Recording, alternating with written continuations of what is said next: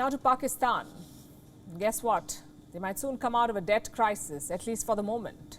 Pakistan has finally managed to secure an IMF bailout, yet another bailout to be frank, and the 22nd bailout to be precise. Pakistan joined the IMF in 1950. And since then, the International Monetary Fund has provided loans to Islamabad on at least 22 occasions. That's 22 bailouts in 72 years. How much is the latest bailout worth? $6 billion. That's just $4 billion less than Pakistan's total foreign reserves. The country has only about $10 billion left in its forex coffers. Next question, when will the bailout be disbursed? By mid-August, in all likelihood. So in a month's time. How much will the first installment be worth? $1.17 billion. Is the bailout subject to renewal? Yes, it is. The IMF says the value could increase to $7 billion by June next year. But all of this depends on how Pakistan uses this money. And they'll not have to wait very long to find out how Pakistan uses its money. Hours after it secured the bailout, Pakistan went into an overdrive. It slashed the price of fuel. The price of petrol was cut by 18 rupees. The price of diesel was down 40 rupees. Listen to this first, and then we'll tell you what this step means. ये ऐलान करना चाहता हूं कि आज रात 12 बजे के बाद डीजल की मद में 40 रुपए 54 पैसे की कमी की जा रही है और पेट्रोल की मद में 18 रुपए 50 पैसे की कमी की जा रही है। और ये अल्लाह ताला ने जो अपनी कमाल मेहरबानी से जो मौका अता किया है, इस कमी का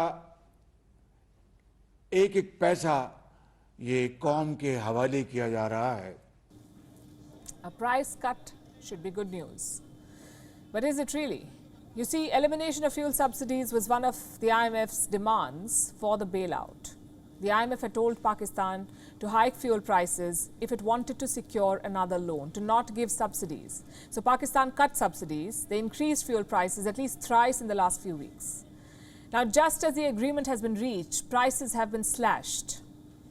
Here's what the IMF says. The loan deal is still subject to board approval. It's not a done deal. Let me read from some of the excerpts from the IMF statement. This is what it says. The IMF has reached a staff-level agreement with Pakistan authorities, but this deal is subject to approval by the IMF's executive board. Now, honestly, this approval is a mere formality, but it's still a box unticked. And given Pakistan's history with the IMF, the number of times bailouts have been stalled, the number of times installments have been held back, there's no saying if Pakistan is in for another stroke of bad luck. In any case, the cup is more than full. Pakistan is also going through a bad spell of monsoon. Torrential rains are wreaking havoc across the country. Through this month, there have been recurring floods in Sindh, Balochistan, Punjab and Gilgit-Baltistan. The deluge submerged entire cities. Pakistan spent this weekend assessing the damages. This morning, some numbers were released, and this is what the authorities say. At least 147 people have died in monsoon rains this month.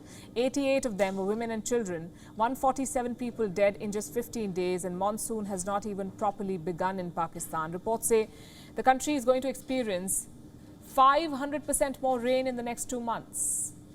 And I've not got the number wrong. 500%, that's what they've said.